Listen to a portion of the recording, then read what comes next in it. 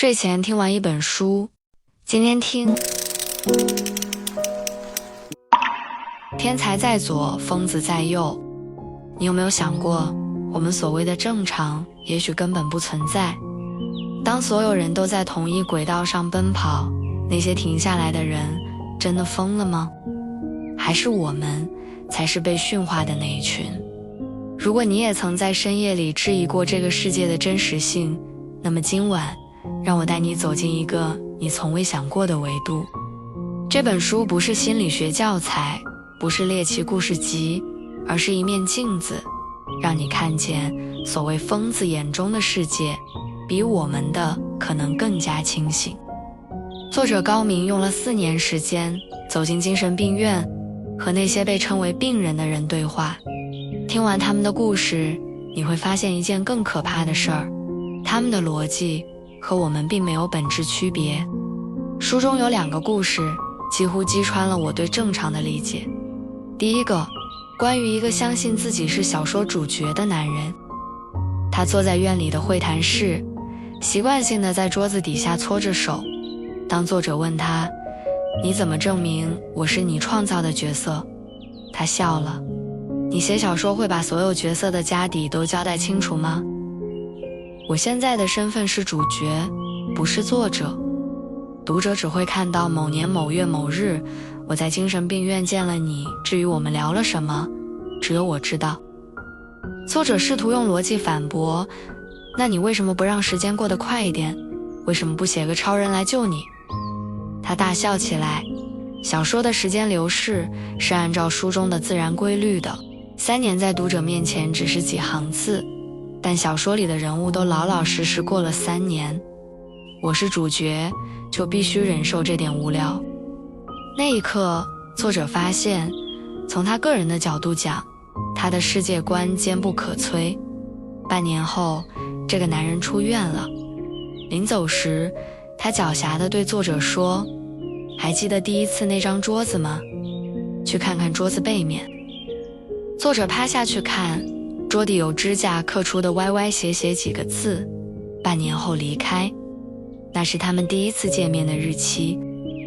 第2個故事，關於一個17歲的少年和他口中的思維生物。這個少年說話時帶着同齡人少有的鎮定。為了能和他對話，作者花了2周惡補量子物理，甚至請來了大學教授做外援。少年說，我們並不是絕对的思維生物，我們只能順着時間流推進，不能逆反。但它不是，它是真正存在於思維中的生物。作者問，那他眼中的我們是什麼樣子？少年嚴肅地說，我們對他來說都是蠕動的蟲子。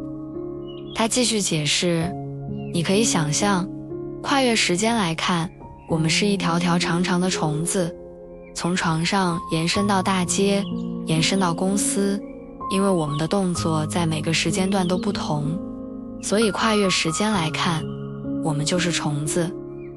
從某個時間段開始，到某個時間段結束，最後他說了一句讓所有人沉默的話，絕對思維生物可以先看到我們死亡，再看到我們出生，沒有前後因果。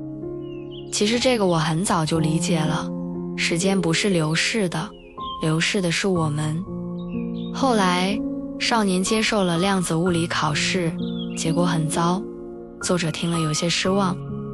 也許他只是一個屬於100年後甚至更遙遠未來的天才，而不屬於我們這個時代。聽完這2個故事，你有沒有一種不寒而栗的感覺？不是因為恐懼，而是因為如果他們是錯的，那我們憑什麼是對的？這本書最可怕的地方，不是精神病人的瘋，而是你突然意識到，正常只是人數更多的一種狀態。當你站在他們的角度，你會發現每個人的世界觀都自洽，每個人的邏輯都完整。那麼，誰有資格定義真實？作者在書中寫道，這個世界究竟是什麼樣的，誰也說不清。道說這裡是人間，佛說這裡是6道之一。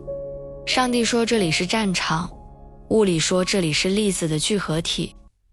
看來這個世界是有無數面的不規則體，我們每個人都活在自己的真實裡。你眼中的世界和我眼中的世界本質上沒有區別，只是我們恰好站在了大多數人那一邊，所以我們被稱為正常。但如果有一天你突然看到了別人看不到的東西，聽到了別人聽不到的聲音，你會怎麼辦？你會相信自己，還是相信別人口中的現實？讀完這本書，我最大的感受不是獵奇，而是敬畏。敬畏那些被我們稱為瘋子的人，他們用自己的方式拓寬了真實的邊界。敬畏這個世界的複雜性，它遠比我們想象的更加多元，更加不可思議。也許天才和瘋子之間只隔着一張紙，也許我們所謂的正常只是懶得去思考更多可能性。如果你也曾在深夜裡懷疑過這個世界，如果你也曾覺得自己格格不入，那就請記住，你不是一個人。那些被稱為瘋子的人，他們也在用自己的方式尋找這個世界的答案。如果有一天你突然發現自己看見了別人看不見的世界，希望你還有勇气去相信自己。晚安，願你在夢裡找到屬於自己的答案。